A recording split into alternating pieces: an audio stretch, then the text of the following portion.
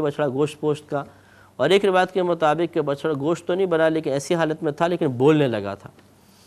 تو اور اس نے کہا کہ میں موسیٰ علیہ السلام کا رب ہوں معاذ اللہ، تو لوگ اس پہ بہت سارے ایمان لے آئے۔ ہارون علیہ السلام منع کرتے رہے لیکن لوگوں نے اطاعت نہیں کی۔ جب موسیٰ علیہ السلام واپس آئے تو پھر آپ نے اظہار غضب فرمایا، جس سے کہ واقعے میں آئے گا۔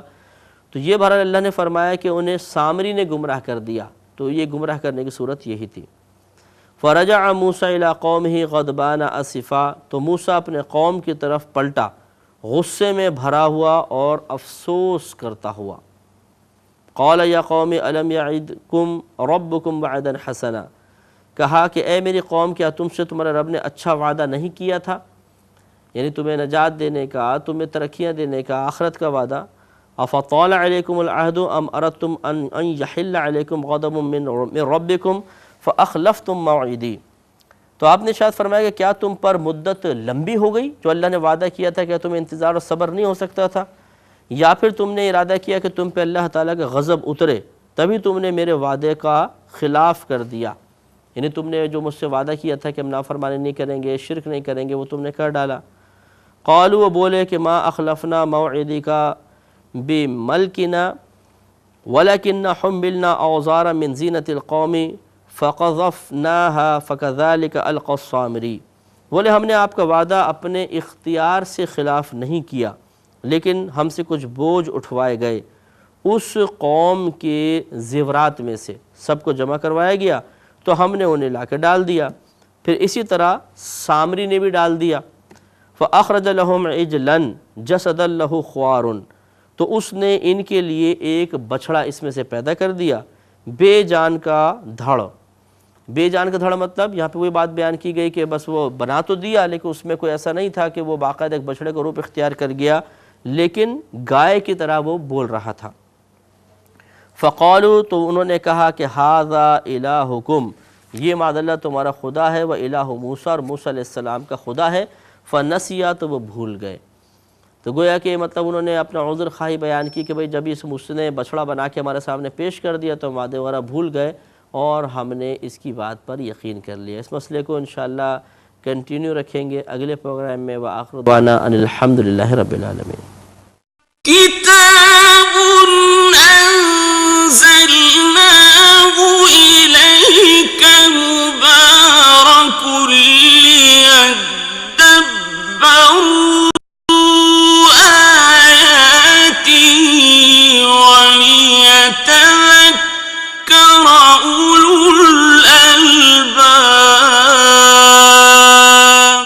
الحمد للہ رب العالمین والصلاة والسلام علی سید الانبیاء والمرسلین، اما بعد فاعوذ باللہ من الشیطان الرجیم، بسم اللہ الرحمن الرحیم۔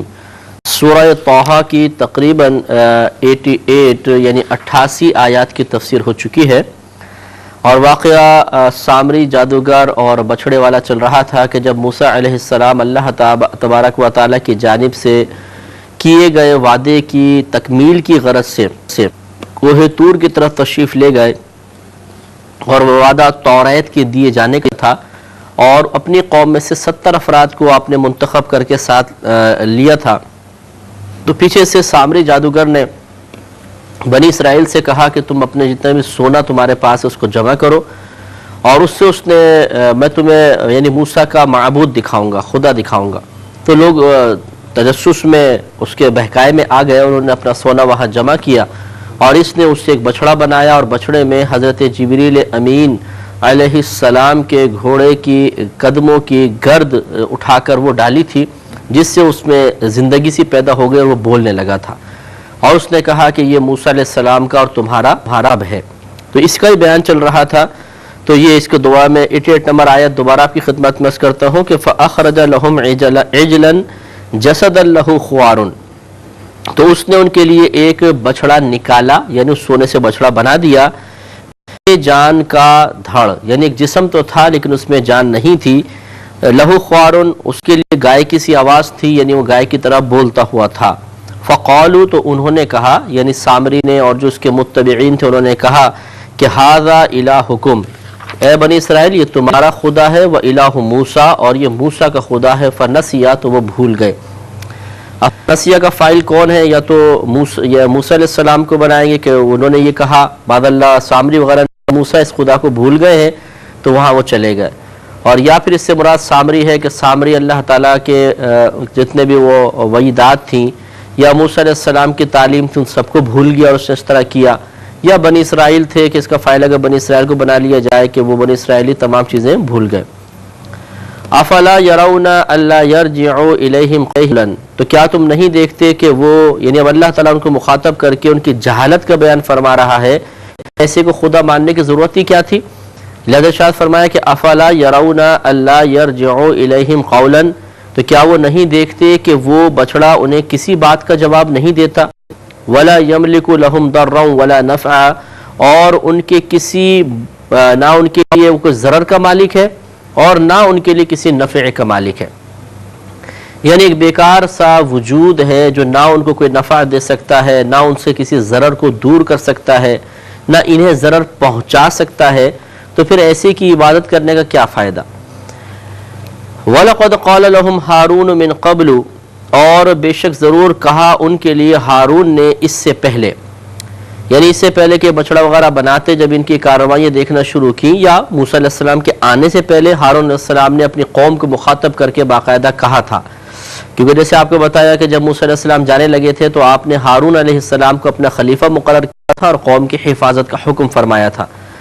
اب یہ ہارون علیہ السلام کی ذمہ داری تھی بہرحال کہ آپ وہ سمجھاتے لوگوں کو، اور آپ نے کام کیا، تو لہٰذا جب وہ بت پرستی کرنے لگے آپ نے ان کو سمجھایا تھا، اس کا بیان اللہ نے یہ بیان فرمایا کہ وَلَقَدْ قَالَ لَهُمْ هَارُونُ مِنْ قَبْلُ، اور بے شک ان سے ہارون نے اس سے پہلے یہ کہا تھا، یا قومی، اے میری قوم، انما فتنتم بہ، کہ تم اس بچڑے کی وجہ سے آزمائش میں مبتلا کر دیے گئے ہو، وَإِنَّ رَبَّكُمُ الرَّحْمَانُ، اور بے شک تمہارا رب تو رحمان ہے، فَاتَّبِعُونِی، تو تم میری پیروی کرو، وَأَطِیعُوا أَمْرِی، اور میرا حکم مانو، اس کی پوجا مت کرو، اس کو چھوڑ دو، میرا کہنا مانو۔ قالوا، انہوں نے کہا کہ لن نبرح علیہ عاکفین،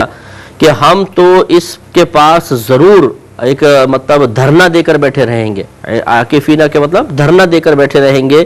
حتی یرجع الینا موسیٰ، یہاں تک کہ موسیٰ علیہ السلام ہمارے پاس لوٹ کر آئے اور کوئی اتنا وہ فیصلہ فرمائے کہ بھئی واقعی معبود ہے یا نہیں، بہرحال ہم اس کو معبود تسلیم کر کے اس کی عبادت کے لیے اس کے پاس بیٹھے رہیں گے۔ اب جب موسیٰ علیہ السلام واپس تشریف لائے اور یہ منظر آپ نے دیکھا تو روایت میں آتا ہے کہ جیسے آپ آئے تو دور سے آپ کو گانے بازوں کی، ڈھول دھماکوں کی آوازیں آنا شروع ہو گئی، تو موسیٰ علیہ السلام نے اپنے جو ساتھی تھے 70 ان سے کہا کہ عجیب قسم کی آوازیں آ رہی ہیں، لگتا ہے کوئی بنی اسرائیل میں گڑبڑ ہوئی ہے۔ اب جب آپ قریب آئے تو آپ نے جا کر دیکھا کہ لوگ ناچ رہے ہیں اور ڈھول جا رہے ہیں اور وہ پوجا چل رہی ہے، تو آپ نے ہارون علیہ السلام کو دیکھا تو تقریباً ایک روایت کے مطابق 70,000 افراد ایسے تھے جو ہارون علیہ السلام کے ساتھ علیحدہ ہٹ گئے تھے اور وہ عبادت میں مشغول نہیں تھے، لیکن موسیٰ علیہ السلام ایک جلالی نبی تھے، لہٰذا جب آپ قریب آئے تو آپ نے ہارون علیہ السلام کی ریش مبارکہ کو پکڑ لیا اور سر کے بال پکڑ لیے ایک روایت کے مطابق، اور یہ اظہار غضب چونکہ اللہ کی رضا کی خاطر تھا اس لیے اللہ تعالیٰ نے اس پہ کوئی گرفت نہیں فرمائی، اور پھر آپ نے تمام معاملہ پوچھا تو ہارون علیہ السلام نے سب معاملہ بتایا اور سامری کو اس کا ذمہ وار ٹھہرایا، جیسے کہ آگے آیات میں آ رہا ہے۔ لہٰذا اب موسیٰ علیہ السلام واپس لائے، تمام معاملہ دیکھا، حتیٰ کہ ہارون علیہ السلام کے پاس پہنچ کے ان کی ریش مبارکہ پکڑ لی تو یہ آگے بیان فرمایا، قال موسیٰ علیہ السلام نے فرمایا، یا ہارون، اے ہارون، ما منعک اذ رأیتہم ضلوا، تمہیں کس بات نے روکا تھا جب تم نے انہیں گمراہ ہوتے ہوئے دیکھا تھا، یعنی کیوں تم نے منع نہیں کیا، اللہ تتبعانی، کہ کیوں نے گمراہ ہوتے دیکھا کہ میرے پیچھے آ جاتے، یعنی اگر تم نے گمراہ ہوتے دیکھا خاموش کیوں رہے، تمہیں یہ کرنا چاہیے تھا کہ فوراً میرے پیچھے آ جاتے وہاں پہ مجھے آ کر بتا دیتے، تم یہاں پہ رکے کیوں، عصیت امری، تو کیا تم نے میرے حکم کی نافرمانی کی ہے، قال حضرت ہارون علیہ السلام نے عرض کی، یبن امہ، اے میری ماں کے بیٹے، یہ کلام اس لیے کیا تاکہ موسیٰ علیہ السلام والدہ کا تذکرہ سن کے تھوڑا نرم ہو جائے، غضب ٹھنڈا ہو جائے، تو بڑے نفیس انداز سے ہارون علیہ السلام نے آپ کو خطاب کیا کہ یبن امہ، اے میری ماں کے بیٹے، لا تأخذ بلحیتی ولا برأسی، آپ مجھے میری داڑھی اور میرے سر کے بالوں کے ذریعے مت پکڑیں، انی خشیت ان تقول فرقت بین بنی اسرائیل ولم ترقب قولی، وہ کہتے ہیں کہ میں اس لیے آپ کے پیچھے نہیں آیا کہ بے شک میں نے خوف کیا کہ اس وقت پھر آپ یوں کہہ دیتے کہ تم نے بنی اسرائیل میں تفریقہ ڈال دیا، فتنہ برپا کر دیا، ان میں تفریق کر دی، علیحدہ کر دیا، اور تم نے میری بات کا انتظار نہیں کیا۔ یعنی ہارون علیہ السلام نے بڑی معقول بات کہی اور موسیٰ علیہ السلام کا مطالبہ بھی بالکل بجا تھا۔ انہوں نے یہ کہا کہ اگر میں ان کو چھوڑ کر آپ کے پاس آ جاتا تو پھر آپ یہ فرماتے کہ تم ان کو چھوڑ کر کیوں آئے، تمہیں وہیں پہ رہنا چاہیے تھا تاکہ اور لوگ بھی ان کی طرف مائل نہ ہو جاتے۔ تو اس لیے میں نے پھر یہ خود سوچ سمجھ کر یہ فیصلہ کیا کہ مجھے یہیں پر رہنا چاہیے اور میں ان کو سمجھانے کی کوشش کروں، میں نے اپنی سی کوشش کی ہے۔ اور جب انہوں نے یہ اپنا عذر بیان کر دیا تو موسیٰ علیہ السلام اب سامری کی طرف مخاطب ہوئے۔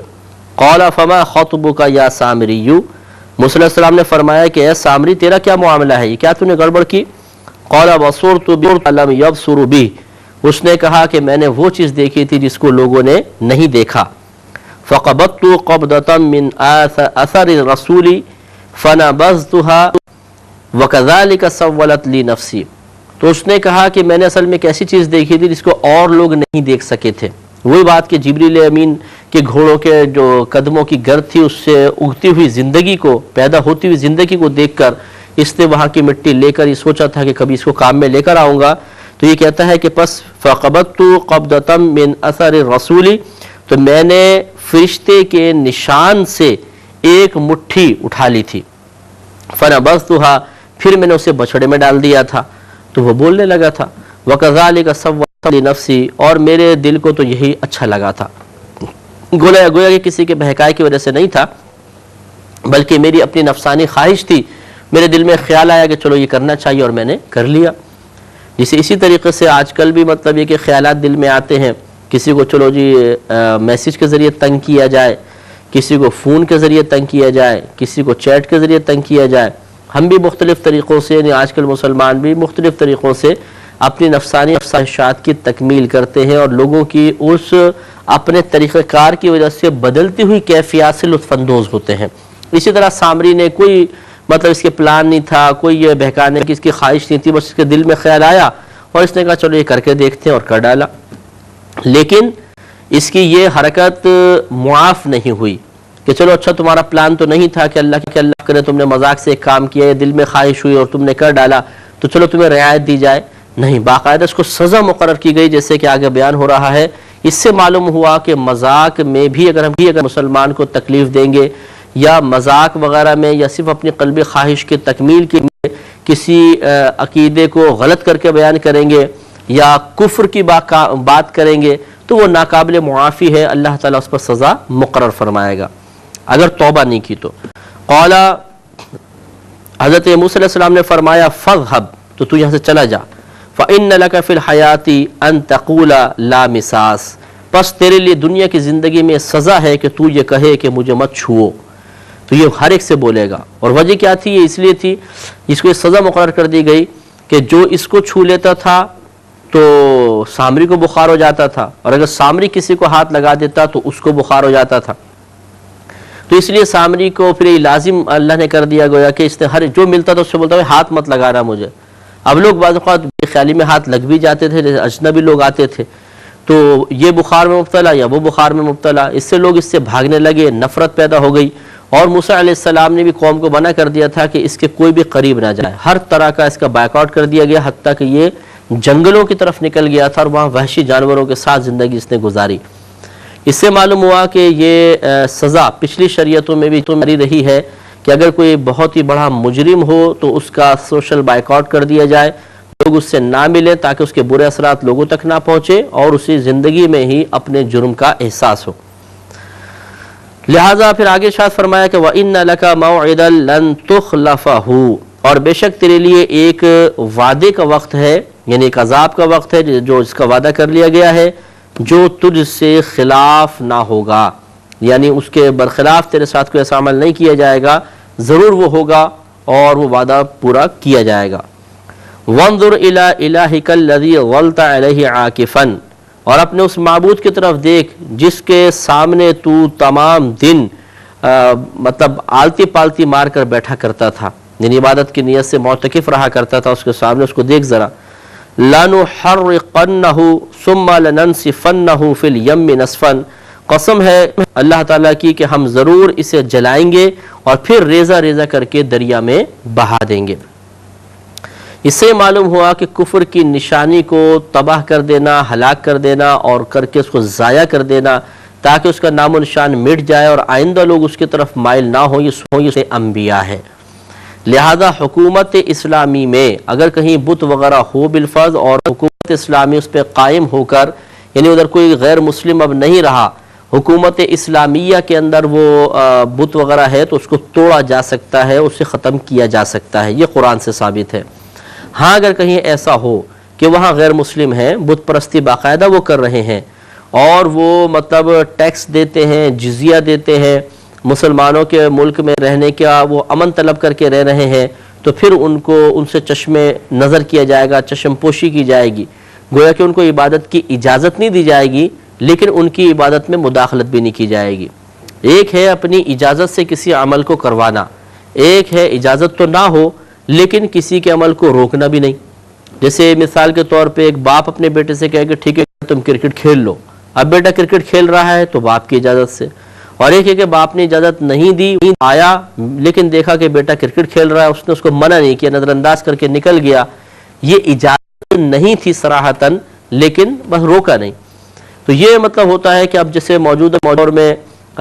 وہ حکومت اسلامیہ کا تصور تو ختم ہو گیا، لہذا اب کسی بھی ملک میں اگر کوئی اپنی غیر مسلم اپنی عبادت کر رہا ہے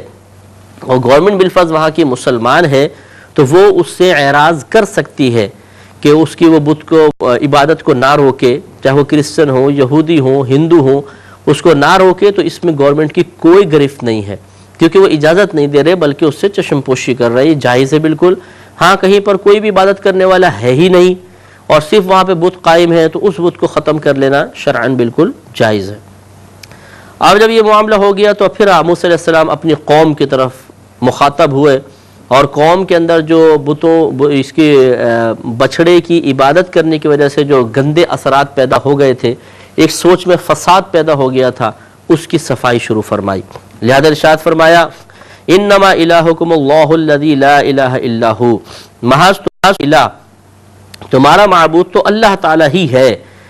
وہ اللہ تعالیٰ کے جس کے سوا کوئی عبادت کے لائق نہیں، وسع کل شیء علما، اور وہ اپنے علم کے اعتبار سے تمام چیزوں کو گھیرے ہوئے ہے، یعنی اس رب کی عبادت کرو جو ایک ایک ذرے ذرے کو جانتا ہے، اس کے اتنے علم وسعت ہے، اسے چھوڑ کر تم ایک بچھڑے کی عبادت کی طرف مائل ہو گئے۔ آگے اللہ تعالیٰ ارشاد فرماتا ہے کذالک نقص علیک من انباء ما قد سبق، اور اے حبیب کریم صلی اللہ علیہ وسلم ہم آپ کے سامنے اسی طرح پچھلی وہ تمام خبریں بیان کرتے ہیں جو گزر گئیں۔ اب یقینی سی بات ہے کہ جو واقعات گزر گئے، جس کو ہم نہ آنکھوں سے دیکھ سکتے ہیں، نہ ہم کان سے ان کی آوازیں سن سکتے ہیں، نہ ہم چھو کے محسوس کر سکتے ہیں، نہ سونگھ کر محسوس کر سکتے ہیں، نہ چک کر محسوس کر سکتے ہیں، اگر نبی نہ بتاتے تو عقل کے ذریعے بھی فرعون کے اس واقعے کو ہم نہیں جان سکتے تھے، تو اسی چیز کو غیب کہتے ہیں، جسے حواس خمسہ سے آپ نہ جان سکیں۔ حواس حس کی جمع ہے، حس اس صلاحیت کو کہتے ہیں جس کے ذریعے انسان دوسری کسی چیز کا ادراک کر لیتا ہے، علم حاصل کر لیتا ہے، اس کی جمع حواس ہوتی ہے۔ اور خمسہ عربی میں 5 کو کہتے ہیں۔ ہمارے جسم میں 5 ایسی صلاحیتیں اللہ نے پیدا فرمائی ہیں کہ جن کے ذریعے ہم دوسری چیزوں کا ادراک کر لیتے ہیں، ان کو جان لیتے ہیں، ان کا علم حاصل کر لیتے ہیں۔ وہ 5 چیزیں کون کون سی ہیں؟ ایک دیکھنے کی صلاحیت، سننے کی صلاحیت، سونگھنے کی، چکھنے کی اور چھونے کی صلاحیت۔ ان 5 حصوں سے ہم دوسری چیزوں کو جان لیتے ہیں۔ اسی طرح ہم عقل کے ذریعے بھی بہت سے امور جان لیتے ہیں۔ تو اب غیب کی تعریف یہ ہوتی ہے کہ جسے آپ حواس خمسہ اور عقل کے ذریعے نہ جان سکیں بلکہ کسی کی خبر دینے سے ہی معلوم ہو۔ اور جیسے غیب پچھلی امتوں میں کیا واقعات ہوئے ہم حواس خمسہ اور عقل سے نہیں جان سکتے، صرف نبی کریم صلی اللہ علیہ وسلم کے یا قرآن کی خبر دینے سے ہمیں معلوم ہوا، تو لہذا معلوم یہ ہوا کہ وہ غیب تھا، اور غیب کا علم اللہ تعالیٰ نے اپنے حبیب کریم صلی اللہ علیہ وسلم کو عطا فرمایا، بلکہ ان کے وسیلے سے یہ غیب کا علم ہمیں بھی حاصل کیا۔ تو لہذا علم غیب اللہ تعالیٰ کے ساتھ جب ہم کہیں گے یہ خاص ہے تو اس سے مراد ذاتی ہوتا ہے۔ ذاتی کا مطلب اسے کسی نے نہیں دیا،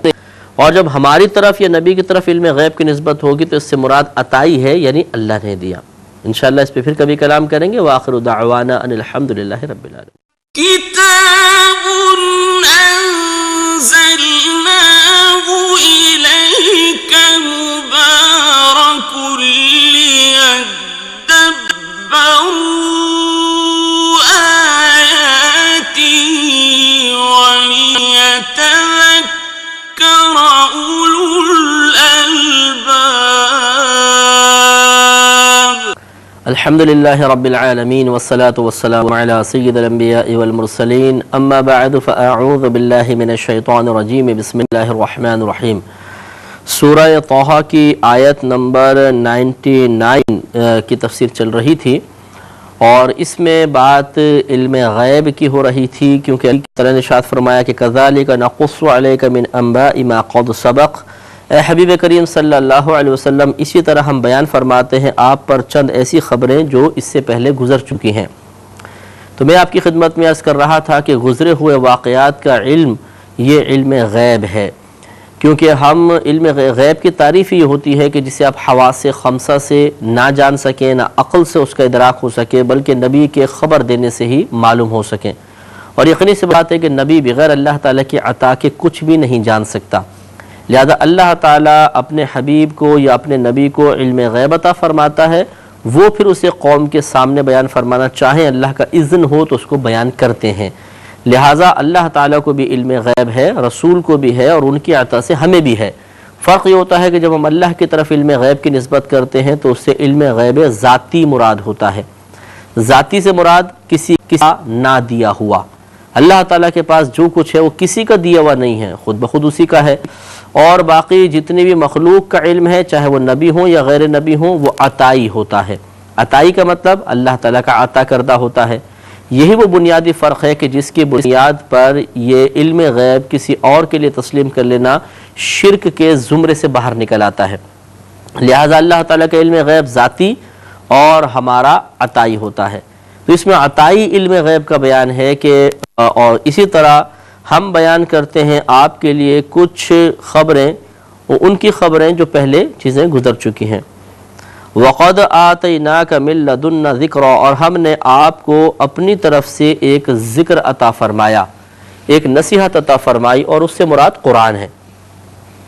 کہ ایک ذکر عظیم ہے، ایک عظیم نصیحت ہے۔ آپ قرآن عظیم کو الف لام میم سے شروع کریں، بلکہ الحمد سے شروع کریں والناس تک، پورے قرآن میں آپ کو جگہ جگہ نصیحتیں، جگہ جگہ وصیتیں، جگہ جگہ ترغیبی معاملات آپ کو نصیحت۔ تو قرآن ایک بہترین کتاب ہے، واقعی بہترین کتاب ہے۔ من اعرض عنہ، جو شخص اس منہ پھیرے، فإنہ یحمل یوم القیامت وزرا، تو بے شک وہ قیامت کے دن ایک بوجھ اٹھائے گا۔ اس سے منہ پھیرنا دو طرح کا ہے، ایک بطریق انکار کہ اس کو مانے ہی نہیں، بولے میں قرآن کو مانتا ہی نہیں ہوں، جس سے کہ کفار وغیرہ کرتے ہیں، اور ایک یہ ہے کہ قرآن کو مانتا تو ہے جسے مسلمان، لیکن وہ اس پر عمل نہیں کرتا، عملی طور پہ انکار کر دیتا ہے۔ عملی طور پہ انکار کا مطلب کہ کسی چیز کو حق تسلیم کرنے کے باوجود اس کے تقاضے کے مطابق عمل نہ کرنا، اور یہ مسلمان بعض اوقات نہیں کرتا ہے۔ دونوں کے بارے میں یہ وعید ہے، لیکن حقیقتاً کفار کا یہاں بیان ہے، کیونکہ آگے جو اسلوب بیان ہو رہا ہے اس سے ظاہر ہوتا ہے کہ مراد کفار ہے،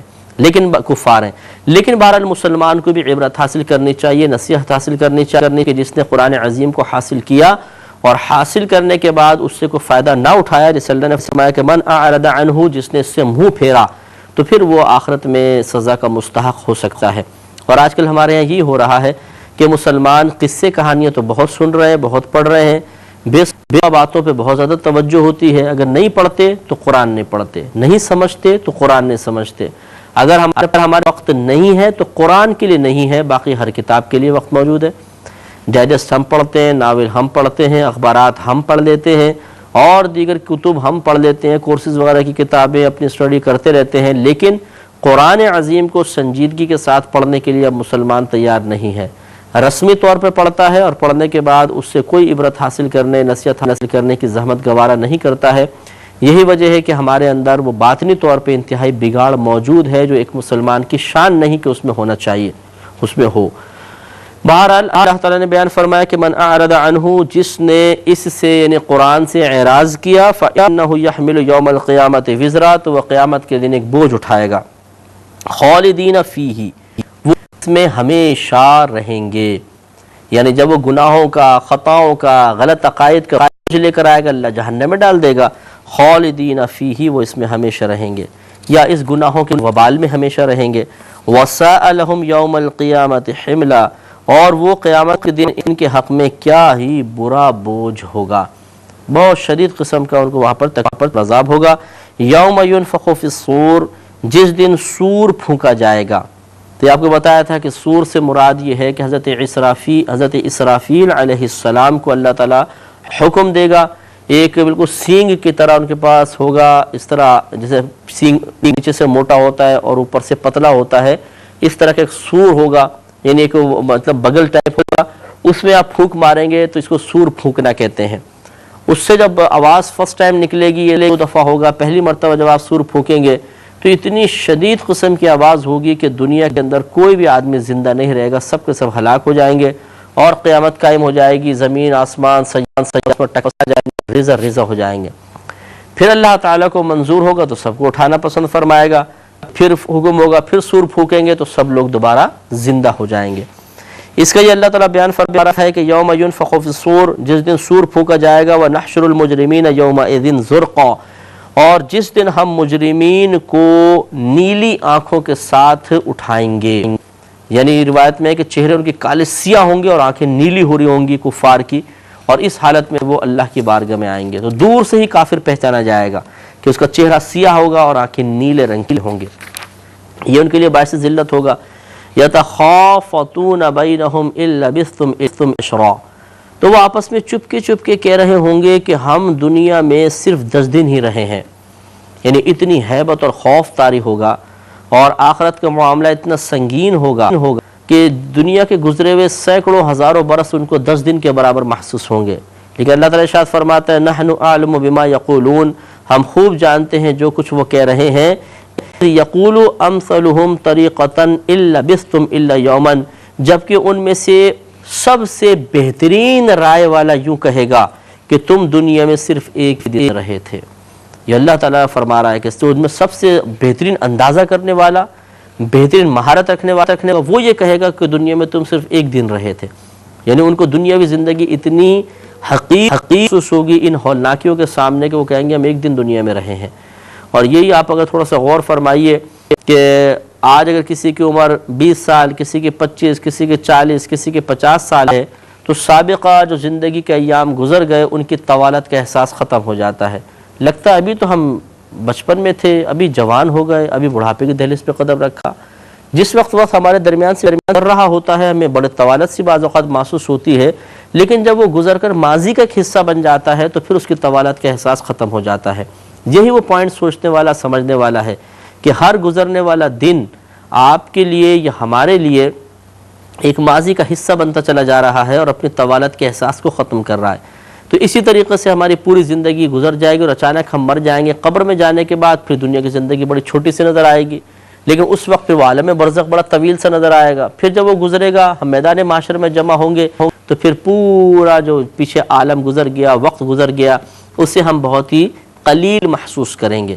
خصوصاً کافر۔ تو اب یہ خود کہہ رہے ہیں کہ ہم ایک دن خالی ٹھہرے تھے۔ اس سے معلوم ہوا کہ جب دنیاوی زندگی ہے ہی بہت مختصر سی، اور اتنی مختصر ہے کہ آخرت میں جا کر اس کے اختصاص اور زیادہ احساس پیدا ہوگا اور ہمیں بہت چھوٹی سی لگے گی، تو اس سے دل لگانا کیسا ہے؟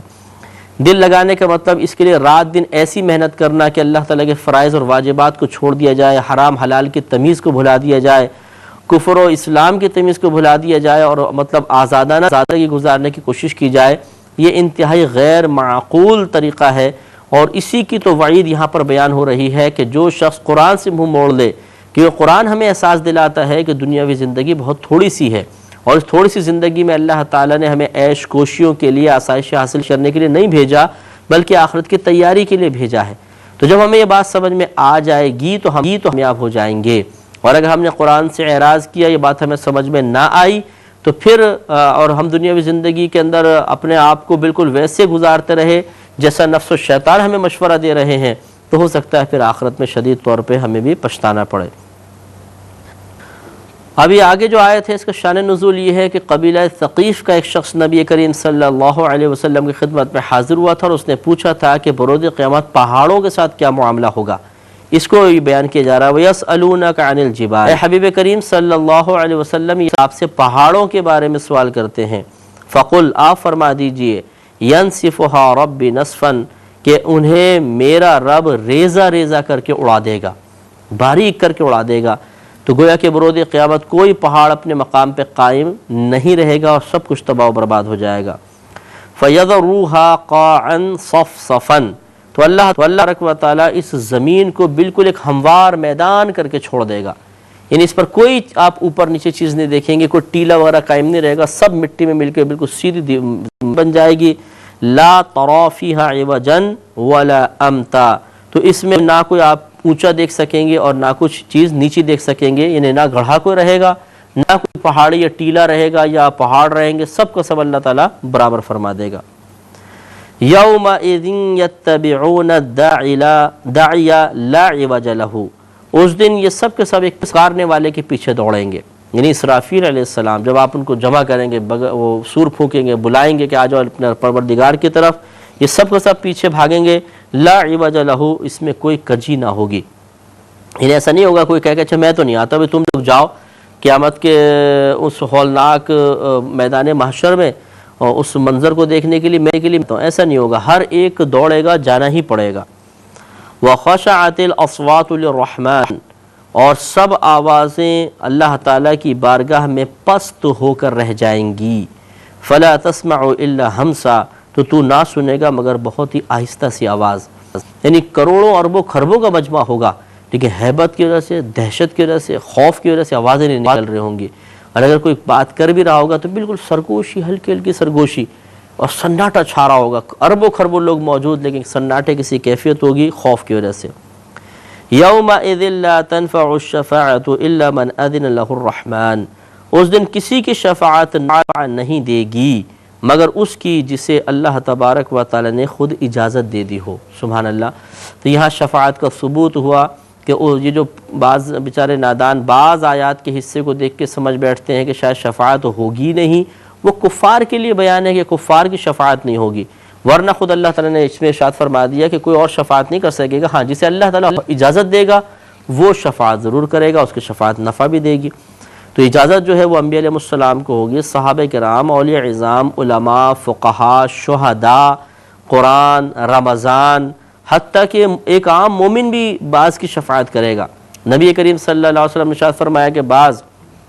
پوری قوم کی، بعض قبیلوں کی، بعض خاندانوں کی اور بعض افراد کی شفاعت کریں گے۔ تو اس لیے مطلب ہمیں بھی اس شفاعت پر یقین رکھنا چاہیے، اور جن اکابرین کے بارے میں شفاعت کا گمان ہو کہ وہ ہماری شفاعت کر سکتے ہیں، ان کے اصالِ ثواب کے لیے اہتمام کرنا چاہیے، ان کے لیے نیک اعمال کرنے چاہیے، تاکہ جب بروز قیامت اللہ تعالیٰ اذن سے وہ شفاعت کریں تو ہم پر بھی ان کی نگاہ کرم پڑے۔ وَرَضِيَ لَهُ قَوْلًا، تو یہ اسی کے ساتھ ہے کہ إِلَّا مَنْ أَذِنَ لَهُ الرَّحْمَنُ وَرَضِيَ لَهُ قَوْلًا، مگر اس کی